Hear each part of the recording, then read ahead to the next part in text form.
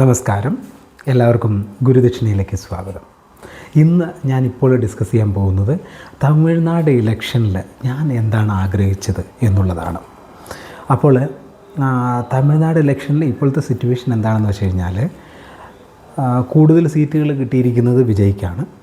അത് കഴിഞ്ഞാൽ DMKക്ക്, പിന്നെ ADMKക്ക്.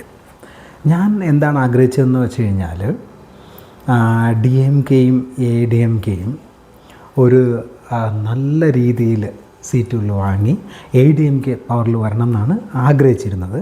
വിജയുടെ കാര്യം ഞാൻ എന്താണ് ആഗ്രഹിച്ചിരുന്നതെന്ന് വെച്ച് കഴിഞ്ഞാൽ വിജയ് ഈ ഇലക്ഷനിൽ വളരെ പരിതാപകരമായ രീതിയിൽ തോക്കണമെന്നും അദ്ദേഹം സിനിമയിലേക്ക് തിരിച്ചു വരണമെന്നും ആണ് ഞാൻ ആഗ്രഹിച്ചത്.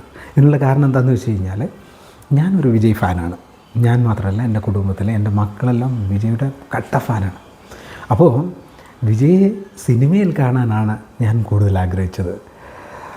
അപ്പോൾ അദ്ദേഹത്തിന് അധികം സീറ്റ് കിട്ടില്ലെങ്കിൽ അദ്ദേഹം രാഷ്ട്രീയം അവസാനിപ്പിച്ചിട്ട് സിനിമയിലേക്ക് തിരിച്ചു വരികയാണെങ്കിൽ ഇനിയും അദ്ദേഹത്തിൻ്റെ ഒരുപാട് സിനിമകൾ കാണാം എന്ന് ഞാൻ ആഗ്രഹിച്ചിരുന്നു.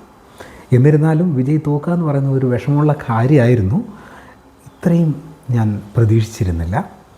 അപ്പോൾ all the best for Vijay. ഞാൻ ആഗ്രഹിച്ചിരുന്നത് വിജയ് ജയിച്ച് വരരുത് എന്നായിരുന്നു.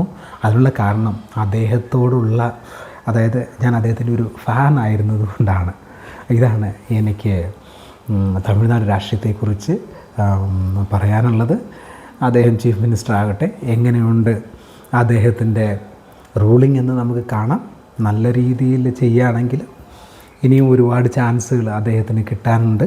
അല്ല, ഇപ്പോൾ ജയലളിത നന്നായിട്ട് തന്നെ റൂൾ ചെയ്തിരുന്നു. അഴിമതിയും കാര്യങ്ങളൊക്കെ അവിടുത്തെ ഒരു സാധാരണ കാര്യമാണ്.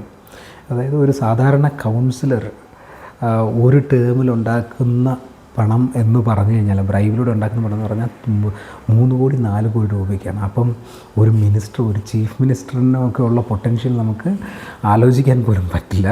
അങ്ങനെയുള്ള സ്ഥലത്താണ് വിജയ് ഇപ്പോൾ നിൽക്കുന്നത്, ഒരു ചീഫ് മിനിസ്റ്റർ കാൻഡിഡേറ്റിൻ്റെ ലെവലിൽ.